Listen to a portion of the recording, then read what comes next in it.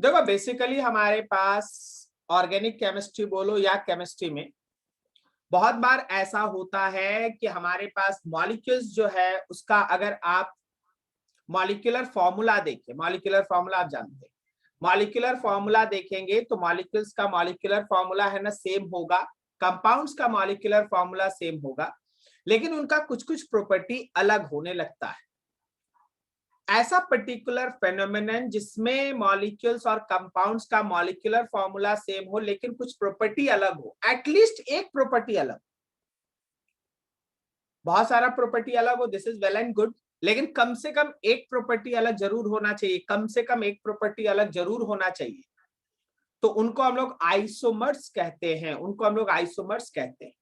तो isomers are those molecules जिनका molecular formula same होगा लेकिन उनका सारा का सारा प्रॉपर्टी सेम नहीं होगा, कम से कम they differ in at least one property, कम से कम उनके एक प्रॉपर्टी में डिफरेंस जरूर एग्जिस्ट करेगा। तो ऐसा पर्टिकुलर मॉलिक्यूल्स का जो आप कलेक्शन तैयार करते हैं उसको हम लोग आइसोमर्स कहते हैं, और इस फेनोमेनन को आप आइसोमेरिज्म कहते हैं। क्या मेरी बात समझ में आई? आइसोमर्स Yes, कम से sir. कम कितने प्रॉपर्टी में एक दूसरे से अलग होना चाहिए?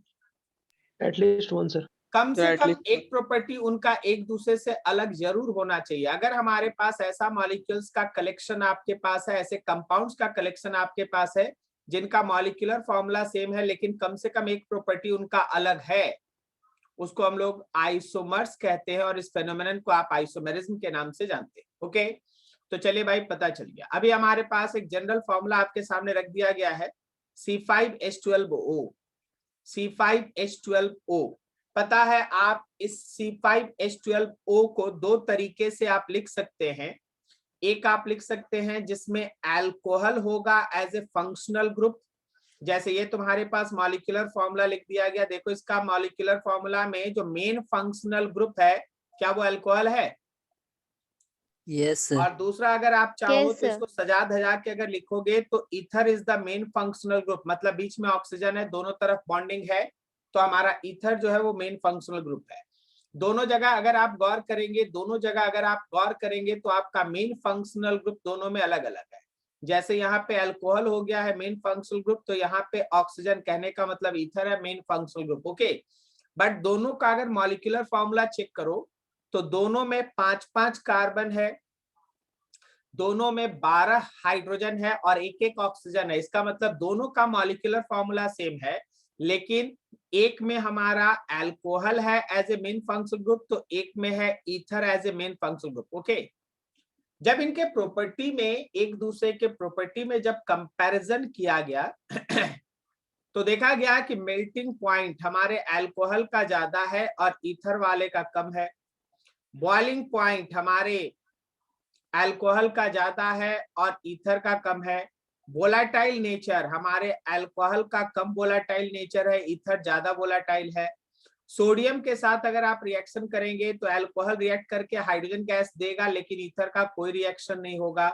अगर हम लोग यहाँ आयोडीन के साथ रिएक्शन कराएंगे तो इस केस में प्रोडक्ट यहाँ पर आइडोपेंटेन बन जाएगा, और इस केस में हमारे पास दो प्रोडक्ट बनेगा, एक होगा हम लोगों के पास आइडोप्रोपेन और एक हो जाएगा आइडोइथेन। गौर से देखना, हम आपको समझा सकते हैं, आपको है ना कुछ प्रॉपर्टीज, अभी आगे आप जाइएगा तो बहुत सारा चीज दिखेगा, अभी तो आप डेफिनेशन को क्लियर कर रहे हैं बस। आप जरा गौर करें तो मॉलिक्यूलर फॉर्मूला दोनों का सेम है लेकिन दोनों में पहला चीज फंक्शनल ग्रुप अलग अलग है, दोनों का melting point, boiling point, volatile nature, sodium के साथ रिएक्शन, आयोडीन के साथ रिएक्शन, ये सब अलग अलग है। तो दोनों का केवल मॉलिक्यूलर फॉर्मूला सेम है, बाकी बहुत सारा property they can differ from each other, so they are isomers, they are isomers, alcohol and this। अगर हम तुमसे पूछे कि सर यहाँ कितना आइसोमर, हम बोले रुक जा भाई, ये एक आइसोमर और इसका पेयर ये रहा दूसरा आइसोमर। Is this clear? तो ऐसा फेनोमेनन जिसमें मॉलिक्यूलर फॉर्मूला सेम हो और कम से कम हमारा जिस मॉलिक्यूल्स का सिलेक्शन आप करके चल रहे हैं उनके बीच कम से कम एक प्रॉपर्टी का डिफरेंस हो, उसको कहते हैं आइसोमर्स, और फेनोमेनन को कहते हैं आइसोमेरिज्म। क्या तुमको ये बेसिक बात समझ में आया? तुमको तो लग रहा होगा कि सब तो हम जानते हैं, बोलो कोई दिक्कत किसी को? नहीं नो सर। No sir. मेरा पढ़ाई ऐसे ही स्टार्ट होता है, ये सब तो हम जानते हैं, उसके बाद आगे आता है धीरे धीरे। क्या ये सब जानते हैं? नो चलो सर। देखो ध्यान से, इस आइसोमेरिज्म में आप इसको दो भाग में डिवाइड कर दें। आइसोमेरिज्म को आप दो भाग में डिवाइड कर दें। एक कहलाता है कॉन्स्टिट्यूशनल आइसोमेरिज्म, या दूसरा नाम है कन्फिगरेशनल आइसोमेरिज्म, और दूसरा होता है कन्फर्मेशनल आइसोमेरिज्म। आप लोग सुन के रखते हैं structural isomerism and so on so on so on. हम आपको बता रहे हैं आइसोमेरिज्म दो तरह का होता है, एक होता है कॉन्स्टिट्यूशनल या दूसरा नाम है कन्फिगरेशनल, और दूसरा होता है कन्फर्मेशनल आइसोमर्स। तो एक पार्ट में ये रहेगा नाम और दूसरे पार्ट में ये रहेगा नाम। सर ये मतलब क्या है? ध्यान से सुनना। आइसोमर्स ऐसा जिसको हम लोग एक दूसरे से अलग कर पाए, ऐसा आइसोमर जिसको एक दूसरे से अलग किया जा सकता है, ऐसा आइसोमर जिसको एक दूसरे से अलग किया जा सकता है, एक आइसोमर इधर एक आइसोमर इधर, उसको कहते हैं कॉन्स्टिट्यूशनल या कन्फिगरेशनल। लेफ्ट हैंड साइड पे गौर करना, लेफ्ट हैंड साइड पे गौर करना। ऐसा आइसोमर जिसको हम लोग अलग कर सकते हैं, they can be separated from each other. ऐसा आइसोमर जिनको हम एक दूसरे से अलग कर सकते हैं, they can be separated from each other, they are said to be constitutional और configurational isomers। लेकिन कुछ ऐसा आइसोमर होता है जिसको आप एक दूसरे से अलग नहीं कर सकते, उसको हम लोग कहते हैं कन्फर्मेशनल या रोटेशनल आइसोमर। रोटोमर्स भी इसको हम लोग कहते हैं, रोटोमर्स भी इसको कहते हैं। ठीक है, अब सर यहाँ पे प्रॉब्लम है हमको, एक आप हमको बताइए कि कैसे इसको सेपरेट कर पाते, उसको सेपरेट नहीं कर पाते। देखिए मान लीजिए जैसे ऊपर वाला एग्जांपल ही आप पकड़िए, लेफ्ट हैंड साइड में आपका अल्कोहल है, राइट हैंड साइड में ईथर है। अब आप अल्कोहल और ईथर लीजिएगा ना, तो इनके बीच एक एनर्जी का गैप होता है, इनके बीच एक एनर्जी का गैप होता है, कोई ज्यादा एनर्जी का होता है, कोई कम एनर्जी का होता है। एनर्जी का गैप अगर बहुत ज्यादा रहेगा ना, तो आप अल्कोहल को किसी कंटेनर में बंद कर दीजिए तो वहां वो अल्कोहल के फॉर्म में रहेगा, और ईथर को किसी कंटेनर में बंद कर दीजिए तो ईथर के फॉर्म में रहेगा। मेरी बात समझ में आ रही है? सुनाई दे रहा है मेरा बात? Yes sir. लेकिन कभी कभी क्या होता है कि आइसोमर्स जो अलग अलग आइसोमर्स बना, उनके बीच का एनर्जी गैप बहुत कम होता है, एनर्जी गैप बहुत कम होता है। तो वैसे केस में अगर आप एक आइसोमर को इकट्ठा कर भी लिए, तो जैसे ही आप उसको रखिएगा तुरंत वो दूसरे आइसोमर में बदल जाएगा। तो आपको दो आइसोमर नहीं मिलेगा, आपको एक ही चीज मिलेगा, वो दूसरे में बदलेगा, फिर बदलेगा, फिर बदलेगा, बदलेगा, मतलब अपने ही से उसका अपना रंग रूप बदलते रहेगा। क्यों? क्योंकि एनर्जी गैप है ही नहीं, आइसोमर खुद ही अपने आप को बदल रहा है, इससे उसमें जा रहा है, उससे इसमें आ रहा है, इससे उसमें जा रहा है, एंड सो ऑन। तो आप उसको अलग नहीं कर पाते। ठीक है, तो उसको हम लोग कहते हैं कन्फर्मेशनल आइसोमर, जिसको आप अलग नहीं कर पाते।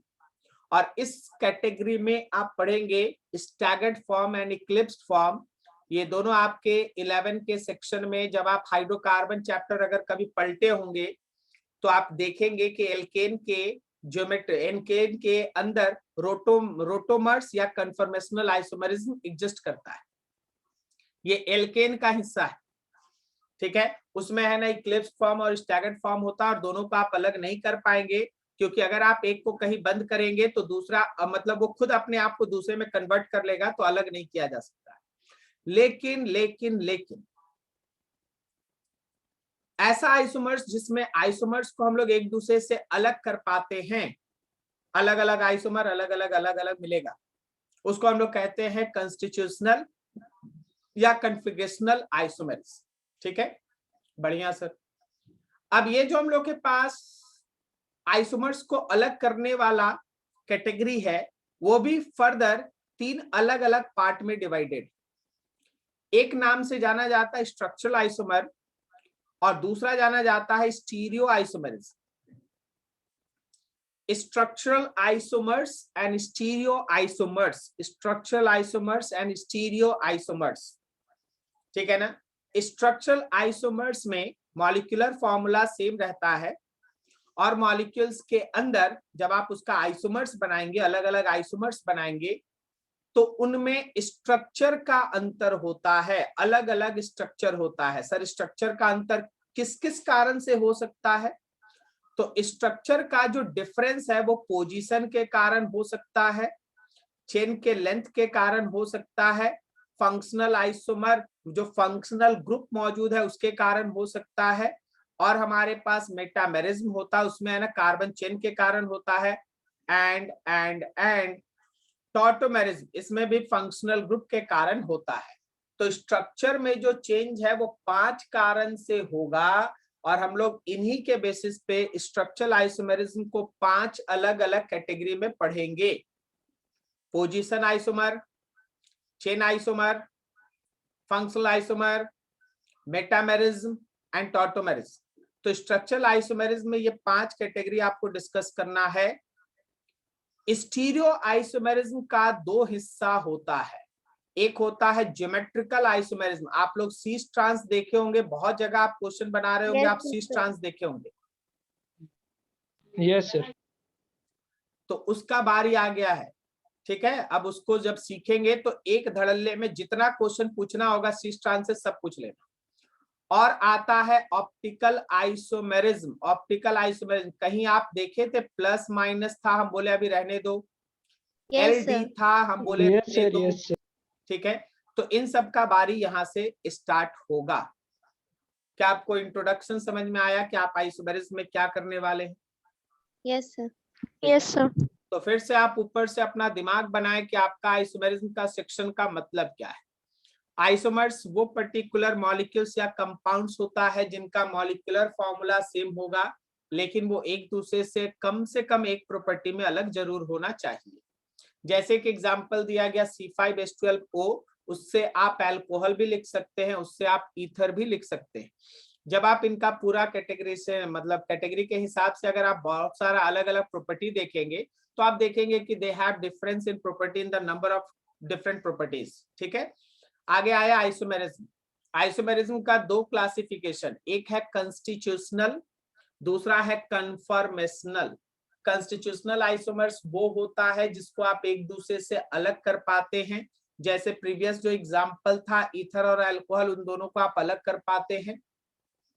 कन्फर्मेशनल आइसोमर्स वो होता है जिसको आप अलग नहीं कर पाते हैं, इसका एग्जांपल है eclipsed form and staggered form. अब आगे देखो, कंस्टिट्यूशनल आइसोमर जिसको आप सेपरेट कर पाते हैं उसका 3 कैटेगरी है, एक होता है स्ट्रक्चरल आइसोमर, एक होता है जीआई और ऑप्टिकल। जीआई और ऑप्टिकल को कलेक्टिवली आप स्टीरियो आइसोमर्स के नाम से जानते हैं, स्टीरियो आइसोमर्स। और आप कोई भी आपके सीनियर होंगे, कोई भी ऐसा स्टूडेंट होगा जो लोग है ना आपके पास एग्जामिनेशन क्वालिफाई किया होगा कोई अच्छे जगह पे, उनसे पूछ लेना क्या आइसोमेरिज्म में सबसे इंपॉर्टेंट कौन, तो आपको आंसर मिल जाएगा कि स्टीरियो आइसोमेरिज्म, स्टीरियो आइसोमेरिज्म। और फिर उनसे दूसरा क्वेश्चन पूछना कि आइसोमेरिज्म में सबसे हार्ड कौन है, तो फिर तुमको आंसर मिलेगा ऑप्टिकल आइसोमेरिज्म, ठीक है। तो भाई ध्यान रखिएगा, अभी आपके एनर्जी का जो लेवल है ना, आप ऑप्टिकल आइसोमेरिज्म तक अगर इसको मेंटेन रखिएगा तभी आप सोचिएगा कि आप कंपटीशन के लेवल में तैयारी किए हैं। नहीं तो स्ट्रक्चर पढ़ना और जीआई पढ़ना ये आपको है ना जनरल छोटा छोटा क्वेश्चन बनवाने के लिए काफी है, लेकिन अगर आप हाई लेवल में आइसोमेरिज्म का अच्छा क्वेश्चन बनाना चाहते हैं तो आपको ऑप्टिकल आइसोमेरिज्म पे कमांड करना पड़ता है, and it is not easy, ठीक है। तो अभी हम लोगों के पास पूरा, अभी एक चीज और हम इसमें बताना चाहें। कभी कभी क्या होता है ना, स्टूडेंट्स को जब हम बोल देते हैं ना कि इट इज नॉट इजी, तो बहुत सारे बच्चा लोग ऐसा सोचता है कि लोग शुरुआती में ना डिमोरलाइज करती है। एक्चुअली हम डिमोरलाइज नहीं करते हैं, हम आपको बता रहे होते हैं कि हकीकत क्या है। आप मेंटली अगर इस बात पे सोचेंगे ना कि जो आज आप आइसोमेरिज्म पढ़ रहे हैं कल भी वही मिलेगा, परसों भी उसी लेवल में मिलेगा, आगे भी उसी लेवल में मिलेगा, तो आप बेवकूफी कर रहे हैं। आप जैसे जैसे दिन बिताते जाइएगा, आइसोमेरिज्म क्या, कोई भी चैप्टर कोई भी टॉपिक अपना लेवल बढ़ाता है। अगर वाकई में आपको हायर लेवल तक जाना है तो आप फर्स्ट डे से हायर लेवल नहीं जाते, तो फर्स्ट डे से आप बेसिक पढ़ते हैं, उसके बाद अगला स्टेप, अगला स्टेप, अगला स्टेप, अगला स्टेप। तो आपको दिमागी रूप से इस तरीके के लिए हमेशा तैयार रहना चाहिए कि हाँ अगर हमको कंपटीशन का तैयारी करना है तो हमको उस हायर लेवल को झेलना है, 2-3 दिन के बाद मेरे पास जो आने वाला उसको हमको मेंटली पकड़ना है, उसके लिए तैयारी करना, ठीक है। स्ट्रक्चरल आइसोमेरिज्म हम लोग स्टार्ट करते हैं, अब एक एक करके देखेंगे, आपके सामने सब कुछ है, नाम के साथ आपके सामने सब कुछ है। तो स्ट्रक्चरल आइसोमेरिज्म का सबसे पहला है चेन आइसोमर या फिर न्यूक्लियर आइसोमर। चेन आइसोमर या फिर न्यूक्लियर आइसोमर, चेन आइसोमर या न्यूक्लियर आइसोमर। सर ऐसे आइसोमर्स में क्या सेम होता है? देखो पहले समझो कि सेम क्या होता है, तो उनका मॉलिक्यूलर फॉर्मूला सेम होता है, फंक्शनल ग्रुप नहीं बदलता, अगर एक में अल्कोहल है तो दूसरे में भी अल्कोहल है, तीसरे में भी अल्कोहल है, सब में फंक्शनल ग्रुप सेम रहेगा। ठीक है, अब उसके बाद जो अनसैचुरेटेड लिंकेज है, कहीं डबल बॉन्ड ट्रिपल बॉन्ड है, तो एक में है तो सब में डबल बॉन्ड है तो सब में डबल बॉन्ड, एक में ट्रिपल बॉन्ड है तो सब में ट्रिपल बॉन्ड। आप लोग एक काम कीजिएगा, क्या सोचिएगा ना कि डबल बॉन्ड और ट्रिपल बॉन्ड को भी एक फंक्शनल ग्रुप की तरह सोचिएगा। अगर हम बोल दिए कि फंक्शनल ग्रुप सब आइसोमर में सेम रहेगा, तो इसका मतलब डबल बॉन्ड ट्रिपल बॉन्ड भी सेम रहेगा, मॉलिक्यूलर फॉर्मूला भी सेम रहेगा। तो सर आखिर ये डिफरेंस किस चीज का होता है? सेम तो पता चल गया सर, तो सर आखिर ये डिफर किस चीज में करता है? डिफर करता है number of carbon in main chain. जो हमारा मेन चेन है उसमें जो नंबर ऑफ कार्बन मौजूद है वो अलग अलग होता है। ठीक है, कोई दिक्कत किसी को? जो नंबर ऑफ कार्बन मौजूद होता है मेन चेन में वो अलग अलग होता है, या फिर साइड चेन में भी नंबर ऑफ कार्बन अलग हो सकता है। Side chain, main chain, side chain, main chain, इन सब में नंबर ऑफ कार्बन अलग हो सकता है। सेकेंड लाइन प्लीज कोई रिपीट करो। चेन आइसोमर या न्यूक्लियर आइसोमर किस चीज में डिफरेंस मतलब डिफर करता, अलग होता है? Sir carbon in main chain. और दूसरा नहीं बोलेगा? Side number of carbon in Number main of chain carbon. और side chain. In side chain. हाँ, number of carbon in main chain और number of carbon in side chain.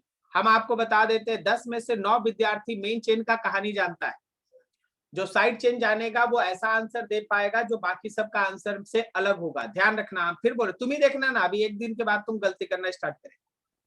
तो हमारा बताओ चेन आइसोमर या न्यूक्लियर आइसोमर किसमें अलग होता है? मेन चेन और साइड चेन में। मेन चेन और साइड चेन के सर अंदर नंबर ऑफ मौजूद carbon in main carbon. Chain and side chain. हाँ ठीक है, वेरी गुड। अब देखिए हम आपके सामने कुछ स्ट्रक्चर बनाते हैं। जैसे आपके पास है C5H12, ओके, तो C5H12 का ये एक स्ट्रक्चर आप बना दिए, इसमें मेन चेन में 5 कार्बन है, ओके। अगला बनाए, देखिए मेन चेन में 4 कार्बन है और एक ब्रांच चेन है। अगले केस में देखो मेन चेन में 3 कार्बन है और 2 ब्रांच चेन है। बोलो सही है?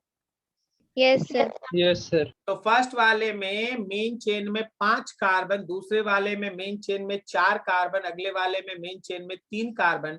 सो they are chain isomer. So they are chain isomer. So they are chain isomer, okay, chain isomer. अब यहाँ पे देखिए दूसरा, अभी है कुछ, बहुत धीरे धीरे आराम से चलो। मेरे पास अगला मॉलिक्यूल है C6H14। तो पहला देखो, क्या इसमें 6 कार्बन का मेन चेन है? Yes sir. Yes sir. क्या उसके अगले वाले में देखो 5 कार्बन का मेन चेन है? और एक ब्रांच चेन है। एक ब्रांच Yes, है। अगले वाले में देखो, फिर से देखो 5 कार्बन का मेन चेन है। Yes sir. अगले वाले में देखो 4 कार्बन का मेन चेन है। Yes sir. Yes. 2 branch. Next वाले में देखो 4 कार्बन का मेन चेन है। Yes sir. कोई दिक्कत किसी को? नहीं सर। फिर ठीक है, वेरी गुड। अब आपसे पूछा गया, इन सब का नामकरण दे दिया गया, बोला 1 है भाई, 2 है, 3 है, 4 है और 5 है। तुम सबसे पहले हमको एक बात बताओ, 1 2 3 4 5 बनाने का तो आपके पास पेन कॉपी है, आपको जो बनाना वो बना दीजिए। लेकिन बताइए इन पांचों में से कौन चेन आइसोमेरिज्म का पेयर नहीं है? कौन चेन आइसोमेरिज्म का पेयर नहीं है?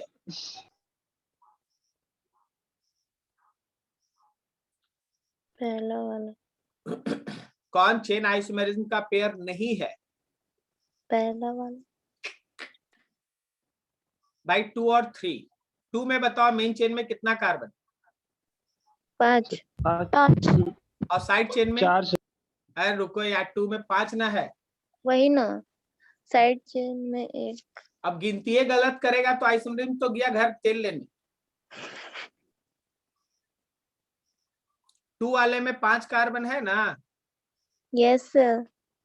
3 वाले के मेन चेन में 3 5। तो दोनों के मेन चेन में 5 कार्बन है। चलिए थोड़ा और अच्छे से चेक कर लीजिए, 2 वाले के साइड चेन में कितना कार्बन है? 2 वाले के साइड एक। एक। 3 वाले के साइड चेन में एक। एक। तो ना मेन चेन में कार्बन का नंबर बदला, ना साइड चेन में कार्बन का नंबर बदला, तो खाली आपके लिखने से थोड़ी ना होगा। तो वो लोग चेन आइसोमर का पेयर नहीं है। क्या समझा? Yes sir. Yes, sir sir. नहीं समझ। वाह, very good. Not chain isomer. कौन है जो चेन आइसोमर नहीं है? तो याद रखना 2 और 3 आपस में चेन आइसोमर नहीं है। कारण यह है कि दोनों के मेन चेन में 5 कार्बन, दोनों के साइड चेन में 1 कार्बन है। तो ना मेन चेन में कार्बन बदला, ना साइड चेन में कार्बन बदला, इसलिए वो पेयर नहीं है। इसी तरह दूसरा पेयर कोई खोजो जो चेन आइसोमर का पेयर नहीं है। Sir, 4, 5. Very good, very good. 4 और 5 में भी सेम कंडीशन अप्लाइड है, जरा दिमाग दौड़ा लो। 4 में बताओ मेन चेन में कितना कार्बन? 4। 4। सर। 5 में मेन चेन में कितना कार्बन? 4 सर। साइड चेन में दोनों में क्या एक एक कार्बन है? हाँ हाँ, एक एक कार्बन है। एक एक कार्बन है। तो ना साइड चेन में नंबर ऑफ कार्बन बदला, ना ही मेन चेन में नंबर ऑफ कार्बन बदला, इसलिए ये भी चेन आइसोमर का पेयर नहीं है। ओके। Yes sir. तो सर अगर ये चेन आइसोमर का पेयर नहीं है तो क्या है? तुम जरा नीचे में गौर करो, ये पोजीशन आइसोमर है, चेन आइसोमर नहीं। सर पोजीशन आइसोमर क्या हो गया? वो तो आगे पढ़ाना है हमको, लेकिन तुम समझो दोनों में आप देख रहे हैं साइड चेन जो है वो अपना पोजीशन बदला है। Yes sir. तो वो पोजीशन आइसोमर है। हम अभी उधर नहीं जाना चाहते। अब देखिएगा जो हम पूछ रहे हैं, 1 और 2 चेन आइसोमर का पेयर है, क्योंकि 1 में 6 कार्बन का चेन है और 2 में 5 कार्बन का चेन है। बोलो सही है? Yes sir. 1 और 3 भी चेन आइसोमर का पेयर है, क्योंकि 1 में 6 कार्बन है और 3 में 5 कार्बन है। इसी तरह 1 और 4 भी चेन आइसोमर का पेयर है, क्योंकि 1 में 6 कार्बन है और 4 में 4 कार्बन है। बोलो समझ में आ रहा है? Yes sir. उसी तरह 1 और 5 भी चेन आइसोमर का पेयर है, क्योंकि 1 में 6 कार्बन है और 5 में गौर करो 4 कार्बन है। बोलो सही जा रहे हैं? Yes sir. 2 और 4 भी चेन आइसोमर का पेयर है, क्योंकि 2 में 5 कार्बन है और 4 में 4 कार्बन है। बोलो समझ में आ रहा है? Yes sir. 2 और 5 भी चेन आइसोमर का पेयर है, क्योंकि 2 में 5 कार्बन है और 5 में 4 कार्बन है। क्या मेरी बात समझ में आई? Yes sir. Yes, sir. Confirm ना? Yes sir. Yes, sir. चलिए अगला देखिए, C6H12। C6H12 आपको दिखाई दे रहा है सब? Yes sir. ठीक है। C6H12 केवल और केवल तुमको इसका साइकिल बना, सॉरी H12 है, केवल और केवल तुमको इसका साइकिल बनाना है। साइकिल जरूर बनाना है, बाकी ओपन चेन नहीं बनाना है, साइकिल आपको जरूर बनाना। ओके, साइकिल आपको जरूर बनाना है। तो देखो इसका एक बना दिए जिसमें 6 कार्बन का है। ठीक है, ये देखो 6 कार्बन का साइकिल है। उसके बाद अगले में देखो 5 कार्बन का साइकिल बनाए और एक को बाहर कर दिए।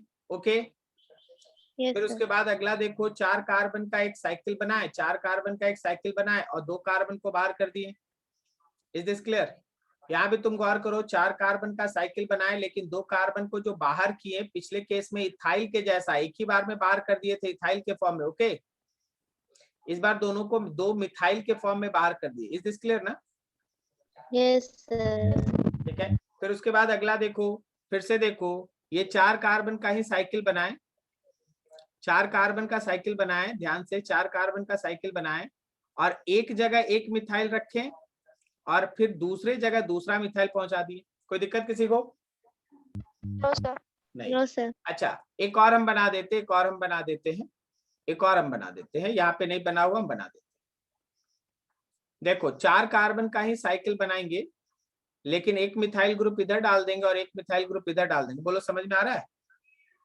Yes sir. ठीक है ना?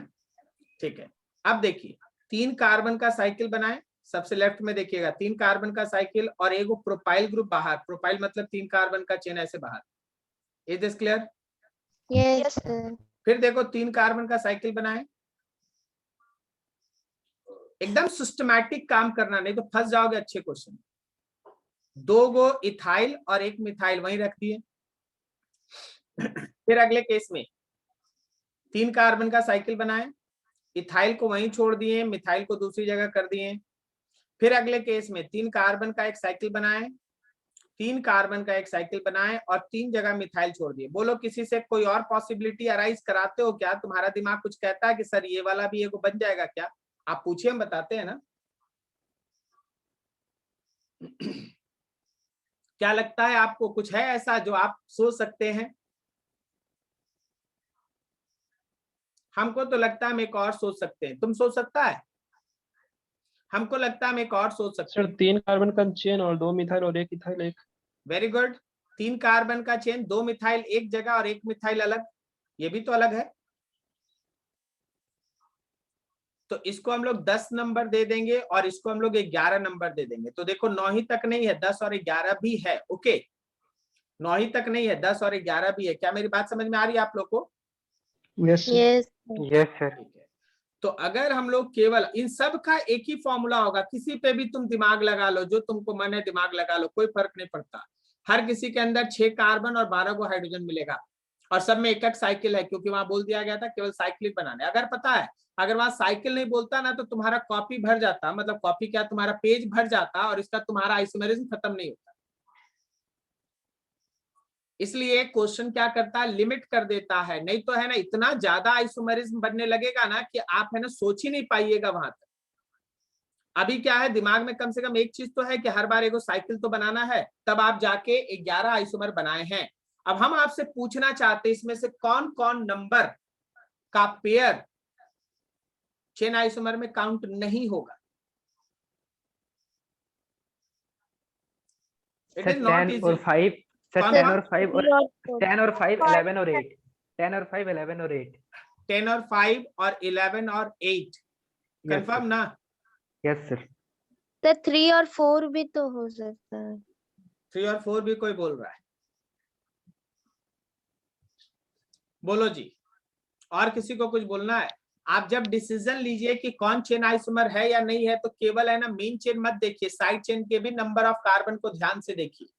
हम बोल रहे हैं कि 4, 5 और 10, 4, 5 और 10 ये तीनों मिलके पेयर नहीं बना सकता, क्योंकि सब में है ना मेन चेन में 4-4 कार्बन का रिंग है और साइड चेन में 1-1 कार्बन का रिंग है। बोलो सही है?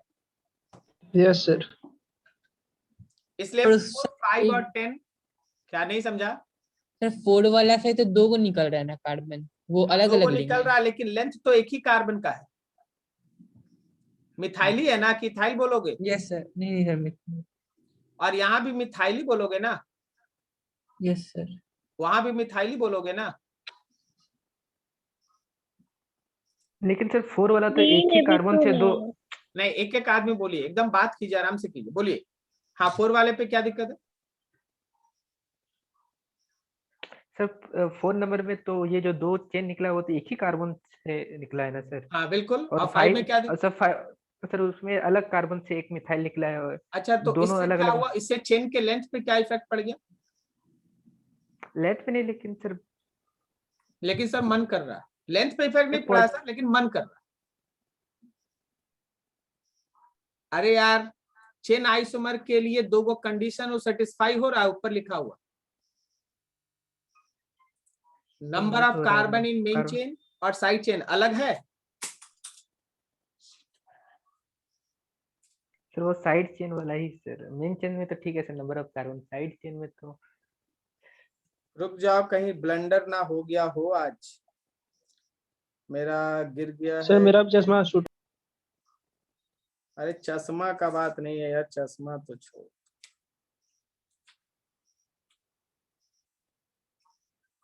आज बैच ठीक हाँ ठीक है। हाँ बताइए जी। तो हम लोगों के पास ऊपर वाला कहानी एकदम कितना सिंपल में लिखा है ना कि number of carbon main chain में और साइड चेन में अलग होना चाहिए।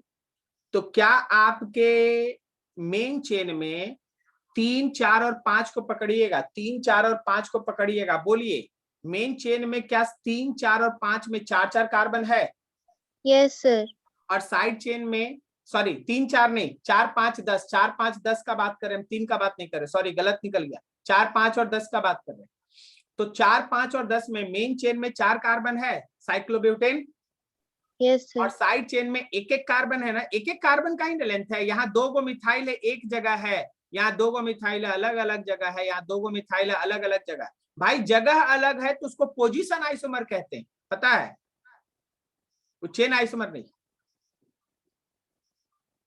क्या मेरी बात समझ में आ रही है? शांति मत बनाए रखो, हाँ ना बोलो, कम से कम ना बोलो। सर आ रहा है सर। के साथ क्या प्रॉब्लम है? क्या बोले? सर ऐसे में तो सर 3 और 4 में भी तो सर एक ही कार्बन से दोनों ही जुड़ा हुआ है ना, फिर अच्छा उसमें भी तो वही अच्छा, ये 3, 4 जुड़ा उड़ा ये सब अपने से कहां से निकालता है? देख साइड चेन का लेंथ देख, साइड चेन का लेंथ देख भाई, साइड चेन का लेंथ देख। इसमें साइड चेन में 2 सर कार्बन, इक्वल है। इसमें साइड चेन में 2 कार्बन, इसमें साइड चेन में केवल एक एक कार्बन, इसमें साइड चेन में एक एक कार्बन, कहां से वो सेम हो गया? हाँ सर अब समझ में आ गया सर, सर ठीक है। समझ गया अब। समझ गया सर, समझ गया सर। अब यहाँ देखो साइड चेन में 3 कार्बन है, क्या बोलते हो, है कि नहीं? हाँ सर। Yes sir. यहाँ देखो, यहाँ साइड चेन में 2 कार्बन है, 2 कार्बन। क्या आपको समझ में आ रही है बात? Yes sir. Yes sir. तो देखो चेन आइसोमर कौन कौन है, चेन आइसोमर कौन कौन है, थोड़ा दिमाग दौड़ाओ। 1 के अंदर 6 कार्बन है, अब 2 के अंदर 5 कार्बन है, 3 के अंदर 4 कार्बन है, 4 के अंदर भी 4 कार्बन है, 5 के अंदर भी 4 कार्बन है, 6 के अंदर है ना 3 कार्बन है, 7 के अंदर 3 कार्बन है, 8 के अंदर 3 कार्बन है, 9 के अंदर 3 कार्बन है, 10 के अंदर 3 कार्बन है, सॉरी 10 के अंदर 4 कार्बन है, 11 के अंदर 3 कार्बन है। ये सब 1 के साथ चेन आइसोमर, क्योंकि 1 में 6 था, बाकी आप किसी को भी पकड़ लीजिए सब अलग है। बोले सही है? Yes sir. Yes sir. ठीक है। अब 2 में बताइए 5 कार्बन है? Yes sir. 1 का Yes, 6 sir. था, उसके साथ अलग, 3 में 4 था, 4 में भी 4 था, 5 में भी 4 था, 6 में 3, 7 में 3 था, 8 में 3 था, 9 में 3 था, 10 में 4 था, 11 में 3 था, 2 में 5 था, बाकी सब में किसी में 4 है, किसी में 3 है और किसी में 6 है, तो सब चेन आइसोमर होगा। Yes sir. Yes, sir. अब बताओ 3 में देखो, 3 में कितना नंबर ऑफ कार्बन है मेन चेन में? Sir sir 4। 4। 4। और साइड चेन में सर 2। 2। सर 2। याद रखना दोनों, मेन चेन में 4, साइड चेन में 2, या तो मेन चेन में 4 के अलावा कुछ आना चाहिए या साइड चेन में 2 के अलावा कुछ आना चाहिए। तो देखो 1 इसलिए चेन आइसोमर है क्योंकि मेन चेन में 6 है, 2 इसलिए आइसोमर है क्योंकि मेन चेन में 5 है, 4 इसलिए आइसोमर है क्योंकि साइड चेन में 1 है, 5 इसलिए आइसोमर है क्योंकि साइड चेन में 1 है, 6 इसलिए आइसोमर है क्योंकि मेन चेन में 3 है, 7 इसलिए आइसोमर है क्योंकि मेन चेन में 3 है, 8 इसलिए आइसोमर है क्योंकि मेन चेन में 3 है, 9 इसलिए आइसोमर है क्योंकि मेन चेन में 3 है, 10 इसलिए आइसोमर है क्योंकि साइड चेन में 1 है, और 11 इसलिए आइसोमर है क्योंकि मेन चेन में 3 है। क्या तुमको समझ में आया? Yes yes sir. सर। 3 और 4 आपस में चेन आइसोमर क्यों है? मेन चेन के कारण या साइड चेन के कारण? Sir side side side chain. Side chain के कारण, साइड चेन के कारण, साइड चेन के कारण। 6 और 7 आपस में चेन आइसोमर क्यों है? 6 और 7 sir side Sir chain. side side chain. Chain के साइड चेन कारण। के कारण 6 और 7 आपस में चेन आइसोमर है। अच्छा बताओ 7 और 8 चेन आइसोमर है या नहीं? नहीं। नहीं है, नहीं है, क्योंकि मेन Position चेन में isomer है 3 sir. कार्बन तो मेन चेन में 3 कार्बन, साइड चेन में 2 कार्बन और 1 कार्बन तो 2 कार्बन और 1 कार्बन, 2 कार्बन और 1 कार्बन। ना मेन चेन बदला ना साइड चेन बदला। बोलेगा कोई सर देखिए पोजीशन बदल गया, अरे भाई तो पोजीशन आइसोमर है, चेन आइसोमर नहीं है। देखो पोजीशन आइसोमर है, चेन आइसोमर नहीं है। आपसे क्वेश्चन पूछेगा चेन आइसोमर बताओ तो चेन आइसोमर बताओ, जब पूछेगा पोजीशन आइसोमर बताओ तो पोजीशन आइसोमर बताओ। क्या तुमको मेरी बात समझ में आ रही है? Yes sir. Yes sir. Yes sir. और बताओ पोजीशन आइसोमर्स का पेयर बताओ, इसमें सब कोई लग जाओ।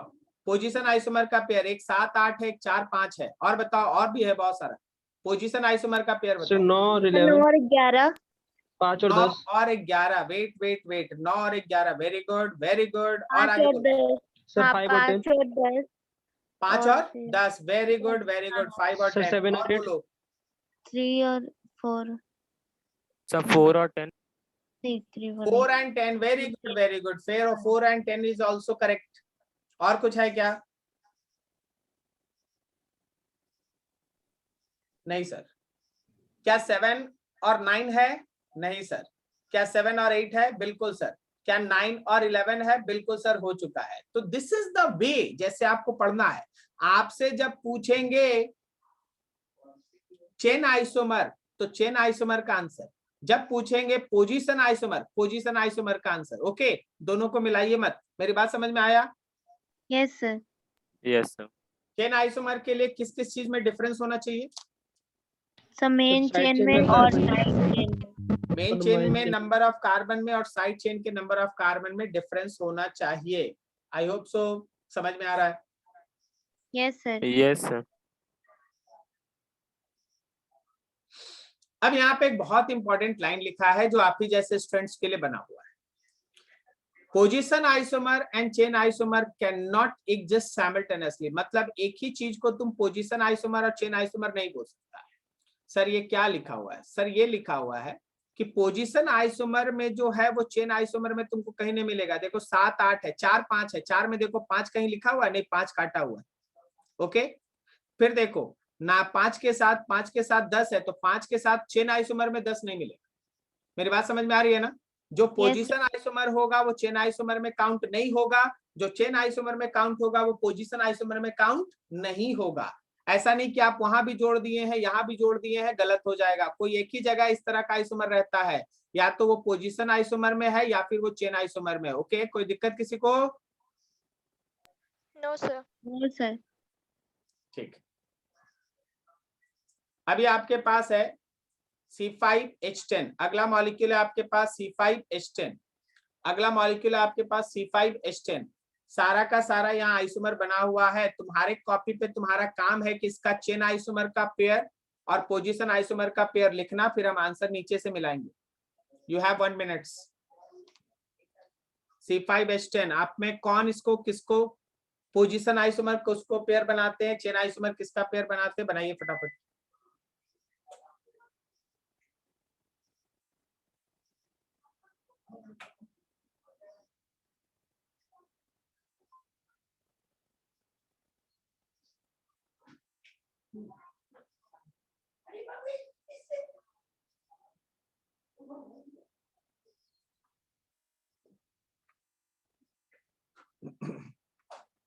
हो गया जी आपका?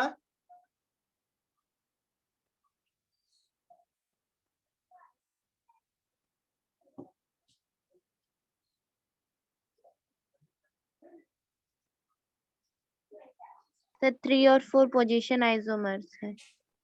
3 और 4 पोजीशन आइसोमर है। अच्छा, और किसी का? नहीं नहीं नहीं सर नहीं। 4 और Side 5 वाले में हैं। Position isomer. सर 4 और 5 है ना पोजीशन यस सर 4 और 5 हमको कुछ सॉरी। नहीं Yes, sir. पता।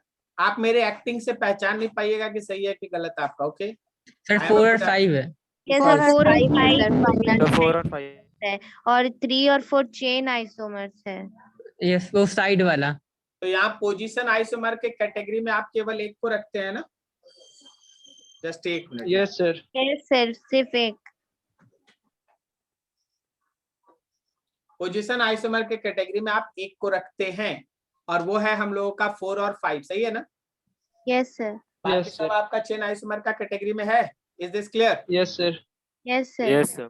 Very good very good very good. कोई दिक्कत नहीं, और अच्छा आंसर भी आपका सही है ऑलमोस्ट। देखो 4 और 5 है आपका चेन आइसोमर। बाकी कोई भी पेयर उठा लीजिएगा, वो सब है ना होता है हम लोगों का। 4 और 5 है पोजीशन आइसोमर, और बाकी सब है चेन आइसोमर। चलो अब अगला बात करते हैं हम लोग, पोजीशन आइसोमर किसको कहते हैं? ध्यान से सुनो, ठीक है? पोजीशन आइसोमर क्या होता है? पोजीशन आइसोमर वो है जिसमें सेम होता है मॉलिक्यूलर फॉर्मूला, फंक्शनल ग्रुप भी सेम होगा, मतलब एक में अगर कोई फंक्शनल ग्रुप है तो दूसरे में भी वही रहेगा, तीसरे में भी, मतलब फंक्शनल ग्रुप नहीं बदलेगा। सेम मेन चेन होगा, मतलब नंबर ऑफ कार्बन जो मेन चेन में है वो सेम होगा और नंबर ऑफ कार्बन जो साइड चेन में वो सेम होगा। तुम पीछे देख चुका ना कि number of carbon main chain में और साइड चेन में नहीं बदलता, केवल उसका पोजीशन बदलता है।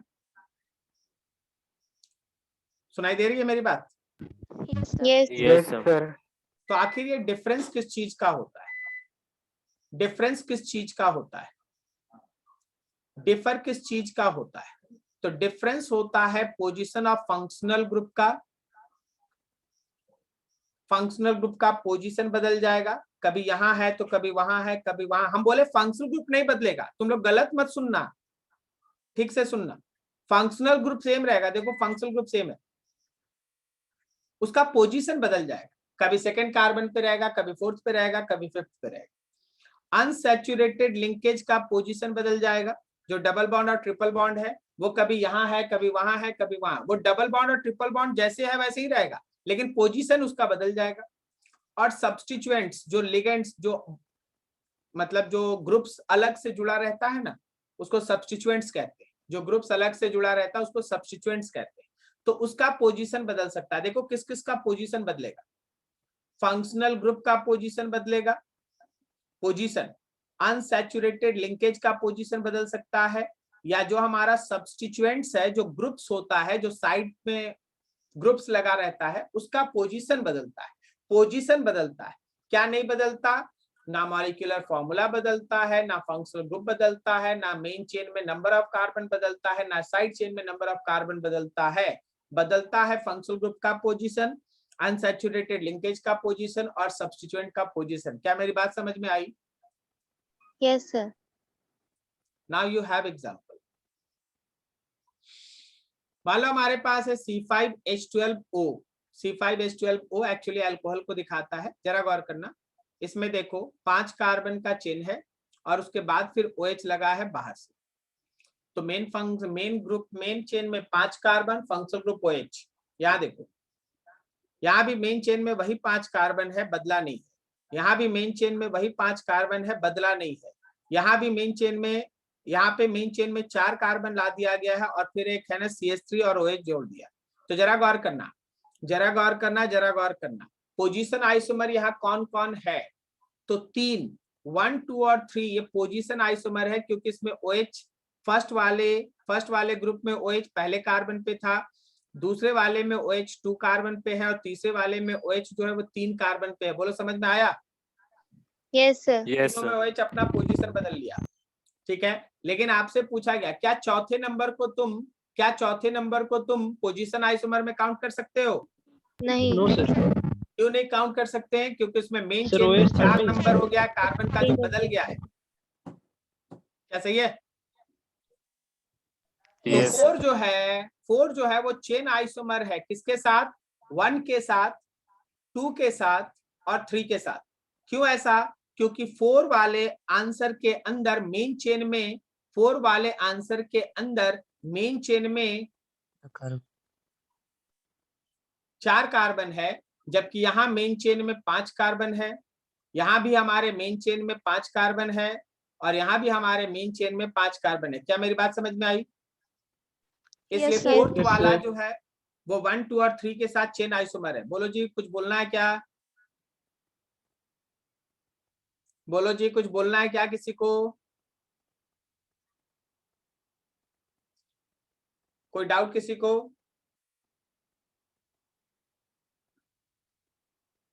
आवाज आ रही है? Yes, sir. sir. कोई डाउट किसी को? नहीं। No sir. No, sir. ठीक। अब आपके पास ये एक मॉलिक्यूल बना दिया गया, इसी का हम एक दूसरा मॉलिक्यूल बना देते हैं, CH3 ऊपर कर देते हैं और इसी में हम एक तीसरा मॉलिक्यूल बना देते हैं और CH3 यहाँ ले जाते हैं। बताओ तो ये तीनों A, B और C ये तीनों किस तरह का आइसोमेरिज्म शो कर रहा है? Position. Position Position, sir. isomer. Very good. तुम लोग का आंख खराब है क्या?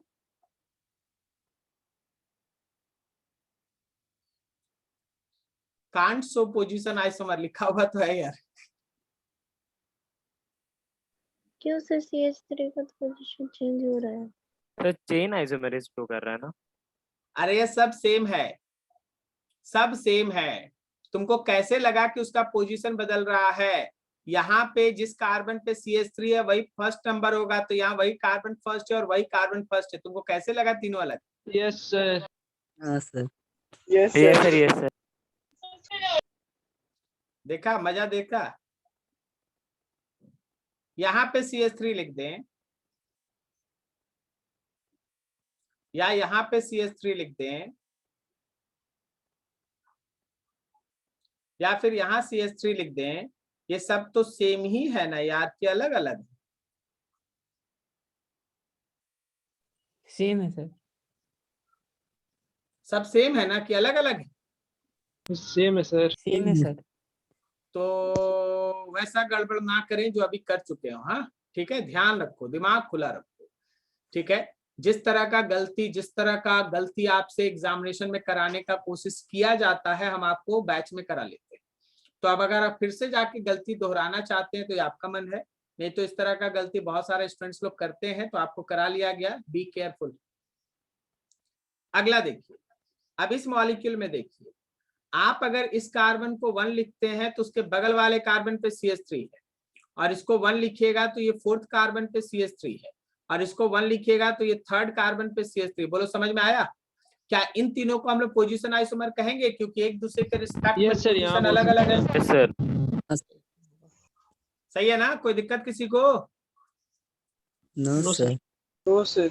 ठीक है, चलिए देखिए अब अगला क्वेश्चन देखिए, अच्छे से क्वेश्चन देखिए क्या बोला गया, सुनना ध्यान से। क्या बोला गया? बहुत इंटरेस्टिंग क्वेश्चन था, ये आया हुआ क्वेश्चन था जेईई मेंस का या एडवांस, ऐसा होगा कुछ। जो भी एग्जाम्पल्स होता है वही सबका रहता है, आपके अलग अलग एंट्रेंस में जो एग्जाम आता है वही आपके बैच में कराया जाता है। अब देखिए क्या बोला, बोला right all possible isomers and arrange them on the basis of their polar nature, मतलब डायपोल मोमेंट। कौन सा है? तो ट्राइक्लोरोबेंजीन। ट्राइक्लोरोबेंजीन का जितना भी पोजीशन आइसोमर होगा सब बनाओ, और उसके बाद फिर उनको डायपोल मोमेंट के इंक्रीजिंग या डिक्रीजिंग ऑर्डर में सजाओ। डायपोल मोमेंट के इंक्रीजिंग या डिक्रीजिंग ऑर्डर में सजाओ, ये क्वेश्चन बोला गया। ठीक है, नाउ सी दैट, ध्यान से देखिए। क्या हम लोग ऐसे लगातार कार्बन पे 3 Cl डाल दें, एक आइसोमर होगा? फिर 2 को लगातार कार्बन रखें, एक को अलग रख दें, तो ये दूसरा आइसोमर होगा, और फिर तीनों को अलग अलग कर दें, ये तीसरा आइसोमर होगा। हमको लग रहा है Yes, sir. चौथा नंबर छूट गया कुछ। कोई बताएगा कि चौथा नंबर में क्या बन सकता है?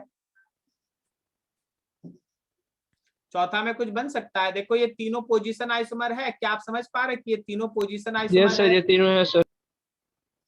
अब आपको बताना है क्या इसका कोई चौथा पॉसिबिलिटी अराइज हो सकता है कि सर ये वाला छूट गया, सर इसको ही बना दीजिए। सर 2 क्लोरीन साथ में और तीसरा वाला ये पारा मेटा फेज में आ जाए, मेटा पोजीशन पे। एक क्लोरीन यहाँ डाल दिए विशाल, ओके, और एक यहाँ डाल दें, हाँ सर, और और एक फिर एक मेटा मेटा पे। पे डाल दें। सर इधर वाला इधर अच्छा, वाला। इधर मेटा पे डाल दें। अब तुम्हारा काम ये है कि चौथा हो नहीं सकता, तुम्हारा काम ये है ये बताना कि ये चौथा किसके साथ आइडेंटिकल है। Sir तीसरा के साथ नहीं sir, एक पहला के साथ, पहला सर सेकंड वाला। सेकंड first वाले वाला के के साथ साथ, आइडेंटिकल है sir. ये सेकंड के साथ आइडेंटिकल है। और कुछ सोचना है? नहीं होगा। हाँ नहीं होगा, वेरी गुड, नहीं होगा।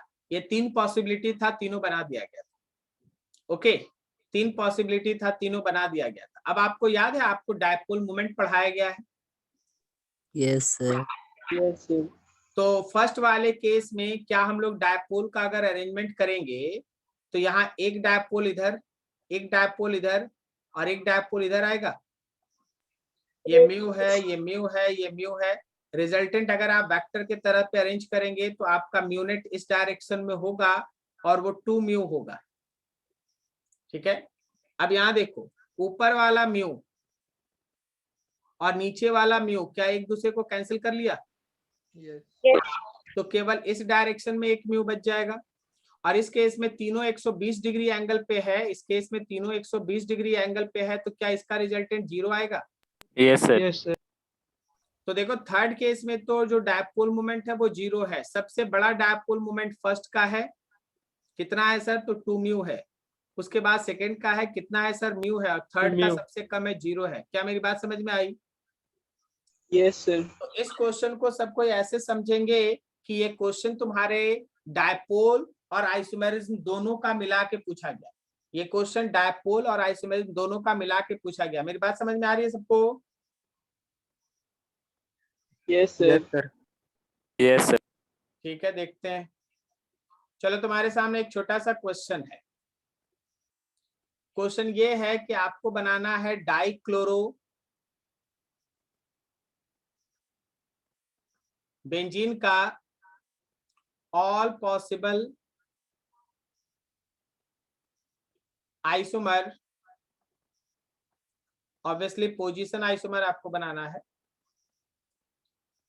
And find and arrange on the basis of dipole and arrange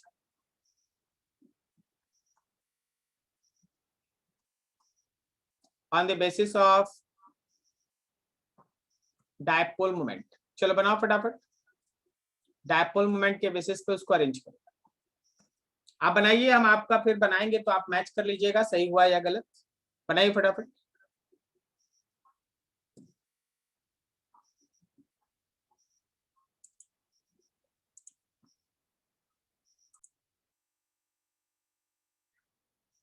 तो देखिए जो हम लोगों के पास डाइक्लोरोबेंजीन है ना, उसका अगर आप अलग अलग स्ट्रक्चर बनाएंगे, डाइक्लोरोबेंजीन का अलग अलग पोजीशन आइसोमर अगर आप बनाएंगे तो उसका एक पोजीशन आइसोमर में दोनों सीएल अगल बगल में आ जाएगा,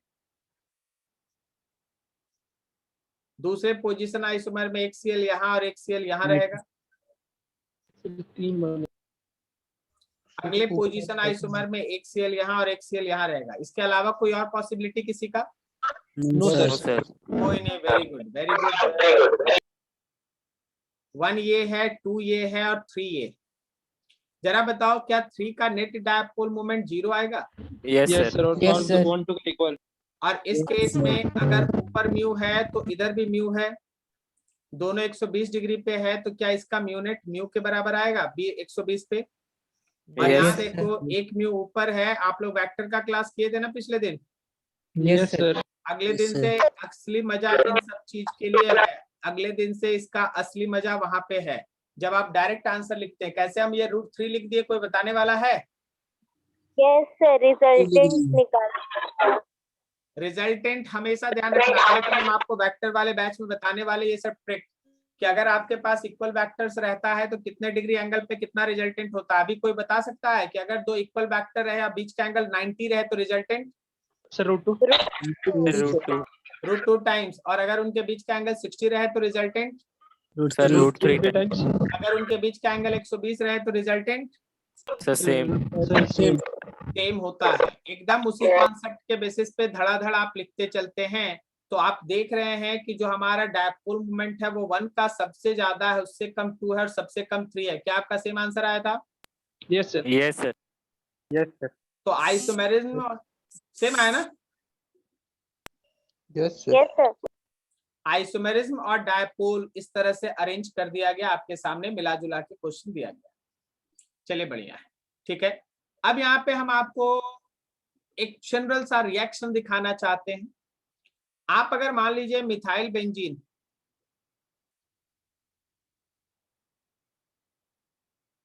जब आप मिथाइल बेंजीन, इसका कॉमन नेम है टॉल्विन, जब आप मिथाइल बेंजीन कॉमन नेम टॉल्विन को रिएक्ट कराते क्लोरीन के साथ in presence of HNO photon, तो साइड चेन का हेलोजिनेशन होता है और साइड चेन में क्लोरीन लग जाता है। बोले सर ये सब कब पढ़े? नहीं पढ़े हैं, अभी पढ़ाएंगे हम तो बस आ गया सामने बोल दे रहे हैं, ठीक है। और अगर आप क्लोरीन को एनहाइड्रस AlCl3 के साथ रिएक्ट कराते तो मेन चेन का हेलोजिनेशन होता है। अब ये जो 2 प्रोडक्ट आपके पास बना है उसको तुम किस कैटेगरी में रखेगा? Chain isomer, position isomer, functional isomer, क्या सर रखेगा? Position isomer. Sir position isomer. Position isomer, तो दे फॉर्म पोजीशन आइसोमर, ठीक है। अभी मान लो जैसे तुमसे पूछता कि ये टॉल्विन का रिएक्शन अगर हम किसी के साथ करते हैं तो कौन सा रिएजेंट सेलेक्ट करेंगे कि पोजीशन आइसोमर बनेगा, तो 4 दिए गए ऑप्शन में से तुमको चुनना पड़ता कि chlorine in presence of AlCl3 लेने से पोजीशन आइसोमर बन रहा। बोलो समझे? Yes sir. Yes sir. ठीक है, चलिए अब है ना थोड़ा बीच से कटते हैं, एक नए चीज के बारे में पढ़ा रहे हैं तुमको जो आगे बहुत काम आने वाला है, उसका नाम है डिग्री ऑफ अनसैचुरेशन। DU कहते हैं इसको, डिग्री ऑफ अनसैचुरेशन।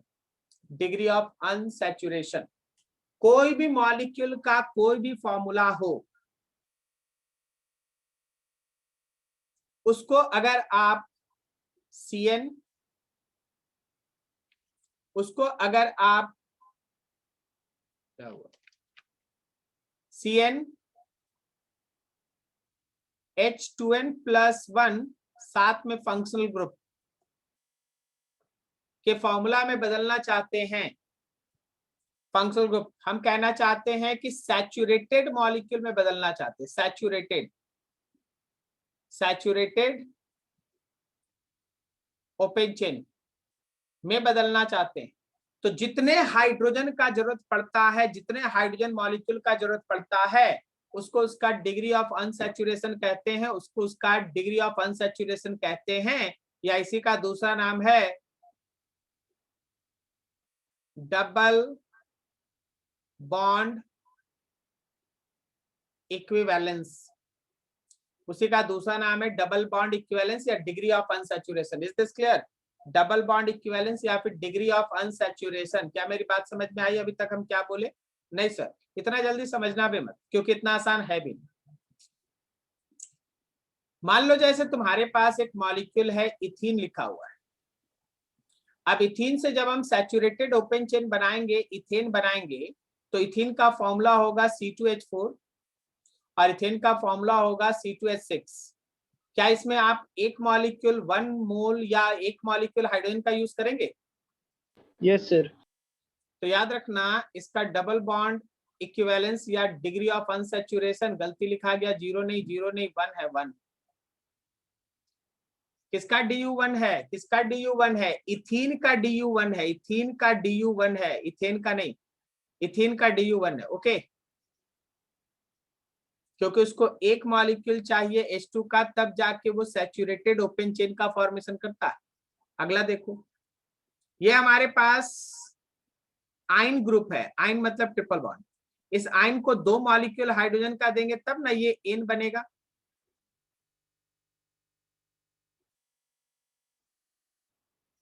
हाँ या ना? Yes sir. Yes sir. तो याद रखना कि इसका डिग्री ऑफ अनसैचुरेशन 2 है।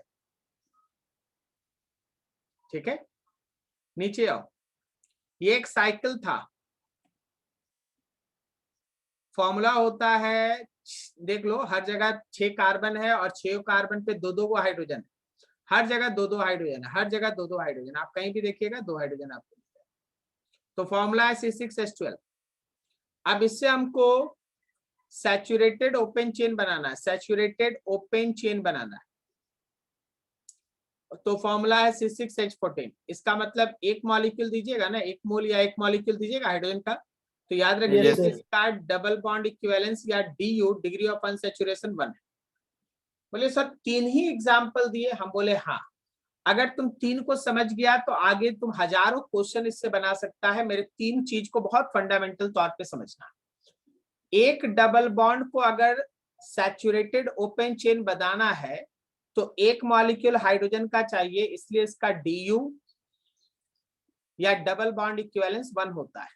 फिर से अगला, एक ट्रिपल बॉन्ड को अगर एक सैचुरेटेड ओपन चेन में बदलना है तो 2 हाइड्रोजन मॉलिक्यूल का जरूरत पड़ता है, तो उसका DU2 है।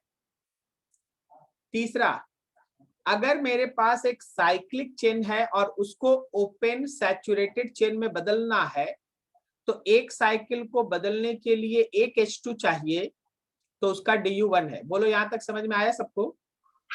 Yes sir. सर उसमें से नहीं, अपने मन में मत बोलो, कस के बोलो थोड़ा। सर एक H2 मतलब आप उससे निकाल ले रहे हैं H2? नहीं, निकाल नहीं रहे, दे रहे ना, तब नहीं 12 से 14 हुआ। प्लस दे रहे हैं, प्लस मतलब देना ना होगा कि निकालना होगा? निकालना होगा तो माइनस ना करेंगे। आवाज आई?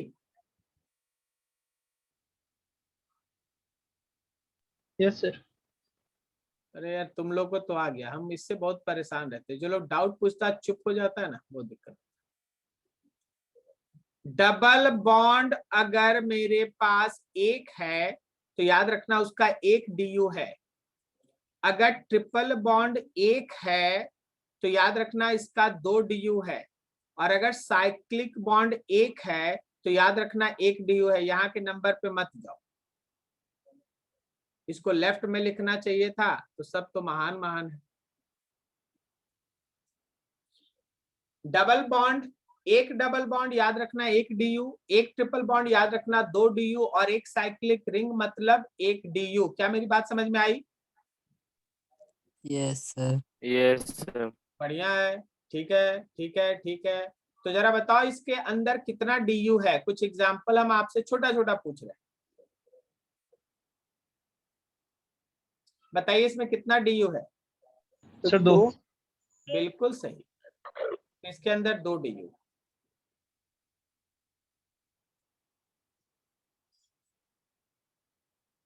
बताओ इसमें कितना DU है? सर 4। Very good. सर 4।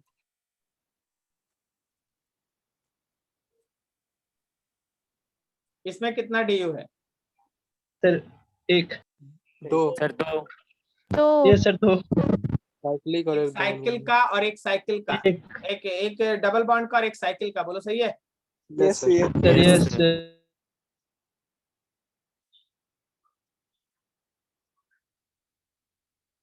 इसके अंदर कितना DU है? सर 3।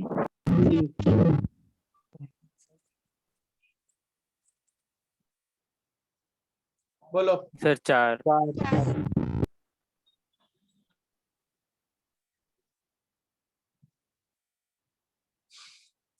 देखा DU 4?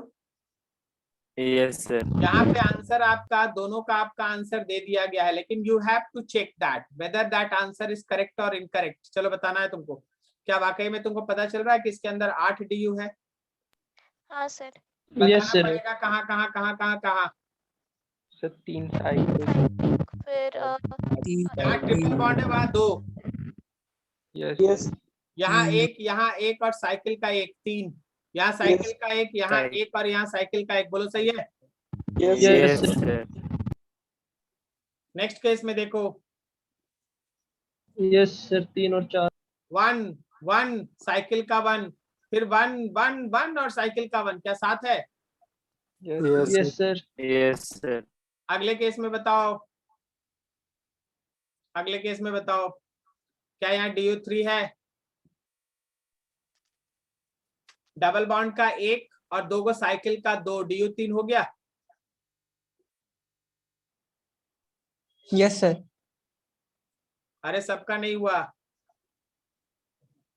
अरे भाई A B C D E F G H, आपका यहाँ आ गया A B C D E F G H, इसको कहते हैं bicyclo compound. Okay, bicyclo compound. आपको इसमें 2 ही साइकिल पकड़ के चलना है, बाईसाइक्लो में 2 साइकिल आपको लेके चलना है, 3 नहीं सोचना है, बड़ा वाला नहीं सोचना है, 2 को छोटा छोटा सोचना है और 1 को डबल बॉन्ड। हो गया? Yes sir. इस केस में देखो, 3 डबल बॉन्ड, 2 डबल बॉन्ड, 5 को डबल बॉन्ड के कारण और 2 को साइकिल के कारण, DU है 7। Yes sir.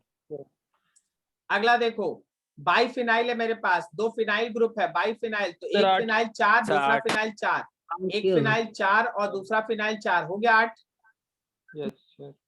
Anthracene anthracene anthracene, sir जरा बस। जोड़ते जाओ जोड़ते जाओ जोड़ते जाओ। Sir double 4 3 3। 4 3 4 3 4 मतलब 3 और 4 7 और 1 1 1 10 है इसमें। Yes sir. अब समझ में आ गया कि कैसे निकाल लेना है DU? Yes sir. Yes sir. अरे नहीं समझ में आया यार, तुम नहीं समझता है क्वेश्चन के लेवल को। अभी तक तुम DU तभी निकाल पा रहा था जब स्ट्रक्चर आपको कोई बना के दे दे। क्या बोलते हो, सही है? कोई अगर स्ट्रक्चर बना दिया तो धड़ाधड़ गिन देंगे, डबल बॉन्ड गिन देंगे, ट्रिपल बॉन्ड गिन देंगे, साइकिल गिन देंगे और आंसर आ जाएगा। ठीक है, लेकिन अगर तुमको कोई मॉलिक्यूलर फॉर्मूला दे दे अगर तुमको कोई मॉलिक्यूलर फॉर्मूला दे दे, मॉलिक्यूलर फॉर्मूला दे दे और मॉलिक्यूलर फॉर्मूला दे दे, जैसे बाइफिनाइल का मॉलिक्यूलर फॉर्मूला होता है C12H8, 8 नहीं H10। अब बता, बाइफिनाइल का मॉलिक्यूलर फॉर्मूला C12H10, इसको देख के कैसे बताएगा? सर 2 तो बेंजीन रिंग होगा साथ में नहीं, जुड़ा हुआ। अरे भाई रुक जाइए, हम आपको बताते हैं। आप जो बोल रहे हैं हम अभी आपको बताते हैं, एकदम हम आपको बता देते हैं। अगर ऐसे रहता तो आपको पता चल जाता कि उसके अंदर 2 बेंजीन रिंग है। फॉर्मूला होगा कोई। मेरी बात समझ रहे हैं ना? ठीक है ना? एक तरीका ये है जो ज्यादा अच्छा नहीं है, वो ये है कि हम इससे C12H 12 दूनी 24, ये फॉर्मूला होता है ना 2n+2, यस सर। तो C12 और H26 लिख ले। बोलो सही है? सैचुरेटेड। तो अब जरा गौर करो, 10 हाइड्रोजन से 26 हाइड्रोजन करना है, 16 हाइड्रोजन चाहिए, तो क्या 8 मॉलिक्यूल हाइड्रोजन का सप्लाई कीजिएगा? Yes sir. Yes sir. तो आपका DU जो है वो 8 होगा। एक तरीका ये है, लेकिन ये तरीका बहुत ज्यादा कारगर नहीं है, क्वेश्चन में फंसा लेता है सबको, इतना समय भी नहीं रहता है सबको। मेरी बात समझ में आ रही है ना कैसे बना लेंगे? Yes sir. ठीक है, तो इसके लिए आपको एक फॉर्मूला पे रिलाई करना पड़ता है, और वो फॉर्मूला आपको DU निकालने में मदद करेगा जब आपके सामने मॉलिक्यूलर फॉर्मूला दिया जाए। ठीक है ना? अगर मॉलिक्यूल्स का मॉलिक्यूलर फॉर्मूला गिवन है, जैसे हमारे पास गिवन था C12H10, हमारे पास अगर कोई मॉलिक्यूलर फॉर्मूला दिया जाए तो आखिर हम DU कैसे निकालते हैं? तो DU निकालने के लिए you have to use this concept, summation of n v-2 divided by 2 plus 1, summation of n v-2, v is the number of valency of atom, n is the number of atom, और बाकी तो 2 है। Sir कैसे use करें? Summation का मतलब आप जानते हैं ना, कोई दिक्कत नहीं ना समेशन में? No sir. ठीक है, चलिए थोड़ा दिमाग शांत रखिएगा, बढ़िया से सुनिएगा। हाँ, मान लीजिए आपके पास C5H10 है, अब कैसे पता चलेगा? बोलो दीक्षा, कैसे पता चलेगा? तुमको पता चल रहा है उसमें के गो साइकिल रिंग है?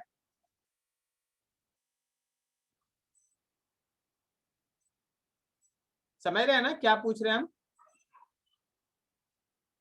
तो फंस जाइएगा ऐसे जगह पे। अब देखिए, कार्बन का नंबर है 5, कार्बन का वैलेंस इलेक्ट्रॉन होता है 4, तो नंबर वैलेंसी -2 प्लस हाइड्रोजन का नंबर है 10, उसका वैलेंसी होता है 1, ठीक है ना? वैलेंसी -2, ठीक है, और प्लस, अच्छा इसमें ऑक्सीजन कहाँ है? ऑक्सीजन तो है नहीं, C5H10 लिखा हुआ है, तो यहाँ पे इसको नहीं लेंगे, C5H10 ही ना है। हाँ ठीक है, इसको नहीं लेंगे। फिर अलग से +1, तो जरा गौर करो, देखो कार्बन के लिए सबसे पहले ये वाला लिखे पूरा टर्म, फिर उसके बाद हाइड्रोजन के लिए लिखे ये पूरा टर्म। अब आप इसको सॉल्व कीजिएगा तो इसका डबल बॉन्ड इक्विवेलेंस 1 आएगा, मतलब DU जो है वो इसका 1 आएगा। आप इसको सॉल्व कर लीजिए, देखिए तो इसका DU 1 आ रहा है।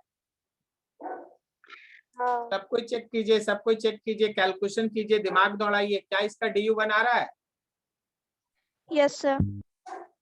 अब DU 1 आने का क्या मतलब है? DU 1 आने का 2 मतलब है, या तो इसके अंदर एक डबल बॉन्ड है या फिर ये एक साइकिल कंटेन करता है। DU 1 आने का 2 मतलब है, या तो उसके अंदर डबल बॉन्ड है या फिर एक साइकिल है।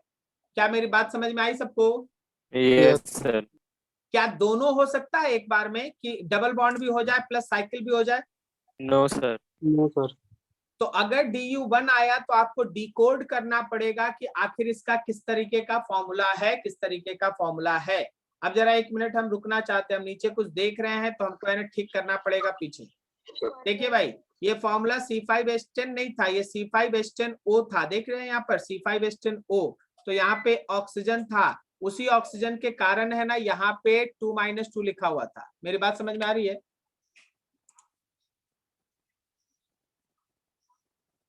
वो ऑक्सीजन तो था, ऑक्सीजन का नंबर 1 है और ऑक्सीजन का वैलेंसी तो 2 होता है ना। क्या आप Yes, लोग को sir. वैलेंसी आता है? Valency, yes sir, yes sir. हाँ, तो ये वाला टर्म में कोई फर्क पड़ा नहीं क्योंकि ये टर्म हो जा रहा है 0, देख लो अच्छे से, 0 हो जा रहा है तो उसका आंसर पे कोई इफेक्ट पड़ा नहीं। DU1 आने का मतलब है या तो एक डबल बॉन्ड या फिर एक साइकिल, या तो एक डबल बॉन्ड या फिर एक साइकिल। अब कोई तुमसे बोल दिया कि चलो भाई C5H10O है, उसका बनाओ आइसोमर्स। C5H10O है, बनाओ उसका आइसोमर्स, ठीक है। तो अब आपके दिमाग में है ना, डबल बॉन्ड बनाएंगे नहीं तो साइकिल बनाएंगे, बोलो सही है कि नहीं? सर वहाँ Yes, डी sir. होगा। क्या बोले? सर वहाँ DU जो है ना वो 1 नहीं होगा कितना होगा? सर, 0 हो जाएगा ना। यहाँ बगल में जो +1 है वो कितना है? अच्छा, सॉरी। ठीक है, यस सर, +1 नहीं देखे थे सर, सॉरी। नहीं देख लीजिए अच्छे से, खास तौर पे जब गलत बोलने का समय आए तो अच्छे से देख लीजिएगा, ओके। हाँ, सर तो DU1, तो अब हमको पता है कि C5H10 का DU अगर 1 है तो हम जो भी इसका आइसोमर्स बनाएंगे उसमें या तो एक डबल बॉन्ड बनाएंगे या फिर एक साइकिल बनाएंगे। क्या मेरी बात समझ में आ रही है आपको? Yes sir. Yes, sir. तो देखते हैं कैसे हम लोग है ना, हम लोग का पढ़ाई कैसे धीरे धीरे आगे बढ़ता है। अब जब भी हम DU निकाल लेंगे हमको पहले से पता चल जाएगा कि उसके अंदर हम साइकिल बनाए, डबल बॉन्ड बनाए कि ट्रिपल बॉन्ड बनाए, बोलो सही है कि नहीं?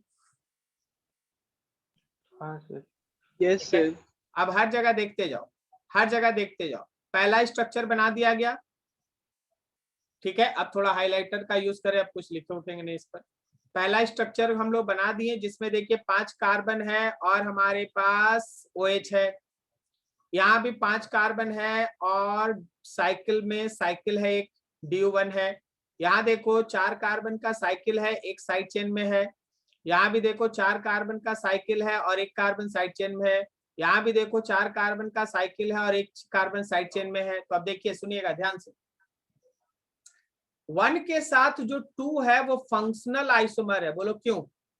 1 और 2 फंक्शनल आइसोमर है। अच्छा, क्यों फंक्शनल आइसोमर हो गया? अच्छा, फंक्शनल आइसोमर अभी पढ़ाए नहीं है तो हम उस पर चर्चा नहीं करते, उसको छोड़ देते। पोजीशन आइसोमर का बात करते हैं। देखो तो जरा ध्यान से, क्या हम लोग 3, 4 और 5 को पोजीशन आइसोमर बोल दें? Yes sir. Yes, sir. 3, 4 और 5 क्यों पोजीशन आइसोमर हो गया? क्योंकि OH और CH3 का एक दूसरे के रिस्पेक्ट में पोजीशन बदल गया। बोलो सही जा रहे हैं? Yes, sir. sir. ठीक है। और मेरा 2 के साथ 3, 4, 5 जो है वो चेन आइसोमर है। 2 के साथ 3, 4, 5 चेन आइसोमर है, बोलो सही है? Yes, sir. Yes sir. 2 के अंदर मेन चेन में कितना कार्बन? 5, 5। 3, 4 और 5 में मेन चेन में कितना carbon? 4. 4। So they are the pair of chain isomer and 3, 4, 5 are the pair of position isomer. 1 and 2 are the pair of functional isomer, जो अभी पढ़े नहीं है। सो फंक्शनल आइसोमर जब पढ़ेंगे तब बात करेंगे। कोई दिक्कत यहाँ तक? No, sir. क्या ये DU निकालना तुमको आया? ये नंबर ऑफ कार्बन है, ये वैलेंसी है, फिर Yes, -2, sir. फिर ये नंबर ऑफ कार्बन है, ये वैलेंसी है, फिर -2, फिर ये नंबर ऑफ एटम है, वैलेंसी है -2 और अलग से लगा हुआ है +1। Is this clear? Yes, sir. तो मॉलिक्यूल्स को इस तरीके से अरेंज करना है और अगले दिन से हम लोग स्टार्ट करेंगे फंक्शनल आइसोमेरिज्म। ये था आपका आइसोमेरिज्म का starting class. You have to be prepare for this type of concept. और हम बोल रहे हैं कि ये एकदम स्टार्ट है, एकदम स्टार्ट है, क्योंकि आगे क्या आने वाला है हमको पता है, तुमको नहीं।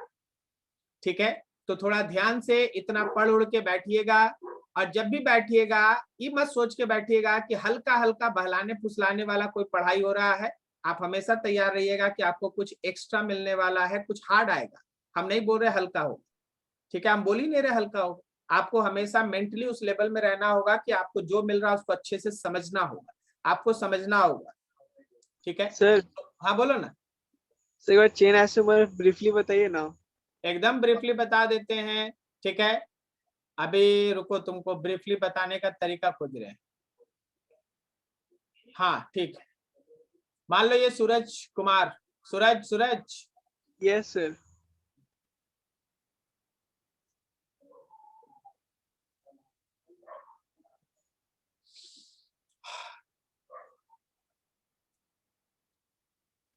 एक कार्बन, 2 कार्बन, 3 कार्बन, 4 कार्बन, ठीक है। ये 4 कार्बन का एक चेन, ओके।